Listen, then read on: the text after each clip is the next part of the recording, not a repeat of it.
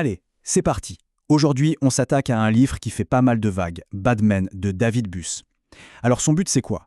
C'est d'aller creuser, mais vraiment creuser, pour trouver les racines évolutives, les origines très anciennes de la tromperie, du harcèlement et des agressions sexuelles. C'est un voyage qui va nous emmener bien plus loin que les explications qu'on entend d'habitude. Cette citation de Carole Cassel, elle est parfaite pour commencer. Elle résume super bien ce sentiment que tout le monde connaît un peu, cette impression que, parfois, les hommes et les femmes viennent de deux planètes différentes. Et le livre de Buss, attention, il n'est pas là pour calmer le jeu. Au contraire, il cherche à expliquer d'où vient cette tension, mais en regardant du côté de la biologie. Bon, pour commencer, pas besoin d'aller chercher très loin. Il suffit de regarder ce qui se passe aujourd'hui. Cette première partie, elle va justement s'intéresser à ça. Comment ce conflit, qui est en fait très ancien, se manifeste dans nos sociétés modernes, sur ce qu'on pourrait appeler un véritable champ de bataille. On parle de quoi concrètement? Eh bien, de phénomènes comme le mouvement #MeToo, bien sûr, des débats enflammés sur la masculinité toxique, ou encore de la montée de la culture incel et de la manosphère. Tout ça, ce sont des mots assez nouveaux, hein. Mais ce que dit Buss, c'est que derrière ces termes modernes, on trouve des tensions qui, elles, sont vieilles comme le monde. Alors, la grande question c'est comment on explique tout ça? On a les explications habituelles. D'un côté, on parle de patriarcat, l'idée que les hommes cherchent à garder le pouvoir. De l'autre côté, on a la manosphère, qui va dire que ce sont les femmes qui exploitent certains hommes. Pour Buss, il y a du vrai là-dedans. Ce n'est pas complètement faux. Mais c'est juste la partie émergée de l'iceberg. Ces explications, elles sont en surface. Elles ne voient pas ce qui se cache en dessous. Les vraies causes, profondes, liées à notre évolution. Et voilà, on arrive maintenant au cœur du réacteur, si l'on peut dire, l'idée centrale du livre. Pour vraiment piger les conflits d'aujourd'hui, il faut faire un bond en arrière, remonter jusqu'à la source, à ces fameuses racines cachées dans notre biologie. C'est la deuxième partie de notre décryptage et franchement, c'est là que les choses deviennent vraiment éclairantes. Et ça commence par un truc qui a l'air super simple, presque basique, la définition même de ce qu'est un mâle et une femelle en biologie. Tout part de la taille des cellules reproductrices. D'un côté, les spermatozoïdes, petits, très nombreux, très mobiles. De l'autre, les ovules, grands, rares et qui demandent beaucoup d'énergie à produire. Ça paraît anodin, non? Eh bien, pour Buss, cette toute petite différence, c'est la graine qui va faire germer absolument tous les conflits qui suivront. Parce que cette différence, elle crée un déséquilibre monstre dans ce que les scientifiques appellent l'investissement parental minimum. D'un côté, la femme porte quasiment tout le poids biologique. On parle de la fécondation qui se passe à l'intérieur d'elle, des 9 mois de grossesse, de l'allaitement, c'est énorme. Et de l'autre, l'investissement minimal d'un homme peut, en théorie, se limiter à un seul rapport. Cette asymétrie totale a poussé, au fil de milliers d'années, à développer des stratégies de reproduction complètement différentes. Et qui dit stratégie différente, dit intérêts souvent opposés. Ok, mais concrètement, comment ces stratégies s'opposent? Pour qu'on visualise bien le truc, Buss utilise une analogie géniale qui vient du monde animal. C'est le concept de course aux armements coévolutifs.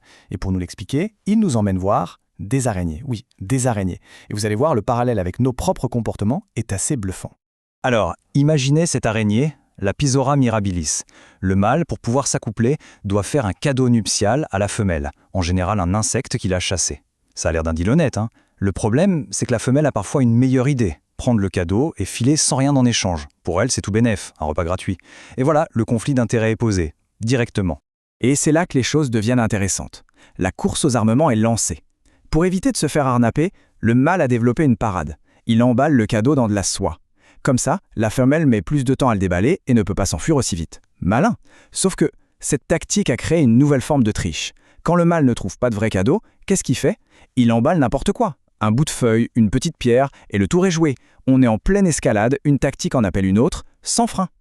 Eh bien, cette escalade permanente, c'est précisément ce que les biologistes de l'évolution appellent une course aux armements coévolutive. Chaque camp, ici les mâles et les femelles, développe des adaptations pour contrer celles de l'autre, dans une boucle sans fin. Et ça, c'est vraiment le cœur, le moteur de la théorie de Buss. Il nous dit, regardez, cette même dynamique, bien qu'invisible, est extraordinairement puissante, et elle est aussi à l'œuvre chez nous les humains. Bon, c'est bien joli les histoires d'araignées, mais quel est le rapport avec nous, avec nos vies, nos rencontres sur les applis, nos relations au travail? C'est la question essentielle. Comment nos esprits, qui ont été sculptés pour ce très lointain passé, se comportent dans notre monde moderne qui n'a plus rien à voir? C'est ce qu'on va voir tout de suite. La thèse de Buss, elle est assez simple à résumer. On a des esprits de l'âge de pierre dans des crânes du XXIe siècle. Toute notre psychologie sexuelle, nos désirs, nos peurs, notre jalousie, tout ça s'est développé pour un monde de chasseurs-cueilleurs, un monde qui n'existe plus. Le résultat, nos instincts sont souvent complètement à côté de la plaque dans notre environnement actuel. Et ça crée ce que Buss appelle des ratés, des frictions, des quiproquos permanents. Et pour illustrer ça, ce graphique est éloquent. Il vient de données d'appli de rencontre, on voit que les hommes notent l'attractivité des femmes plus ou moins selon une courbe normale, une sorte de cloche. Mais regardez la notation des femmes. La grande majorité des hommes est jugée en dessous de la moyenne. Seule une petite élite est considérée comme vraiment attirante. Pour Buss, c'est l'illustration parfaite de ces stratégies différentes. L'enjeu est beaucoup plus grand pour les femmes, leur investissement potentiel est énorme, donc elles sont par nature beaucoup plus sélectives. Et ça ne rappelle rien, cette plainte qu'on entend tout le temps, du gentil garçon qui se fait mettre dans la friend zone, eh bien pour Buss, c'est exactement l'écho humain de notre araignée mâle. Cet homme qui offre sa gentillesse, son temps, comme un cadeau, et qui est frustré de voir que ce cadeau n'est pas jugé assez précieux. Pendant ce temps, la femme choisit un autre partenaire perçu comme ayant une plus grande valeur. La dynamique de l'offre, de l'évaluation, de la sélection, au fond, c'est la même. Alors, face à ce tableau, qui dépeint des conflits si profonds, si ancrés dans notre biologie, on pourrait être un peu démoralisé, non? Est-ce qu'on est condamné à rejouer cette guerre des sexes à l'infini? Selon Buss, pas forcément. Dans la dernière partie de son analyse, il propose une piste. Et cette piste, elle commence par une idée toute simple. C'est la connaissance qui peut être la solution. Et là, attention, c'est un point crucial, il faut être très clair.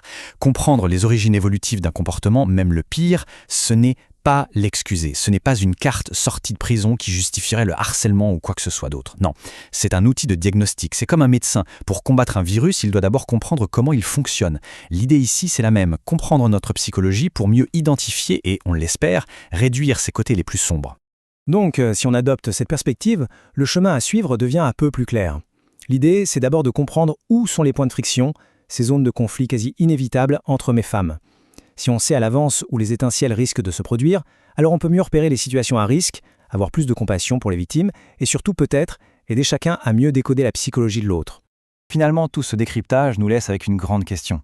Et si pour bâtir un avenir meilleur, où les relations entre hommes et femmes seraient plus apaisées, avec moins de souffrance? Et si pour ça, il fallait d'abord avoir le courage de se plonger dans notre passé, le plus lointain, même si ce qu'on y trouve nous dérange? La réponse qu'on donnera à cette question pourrait bien façonner les relations humaines pour très longtemps.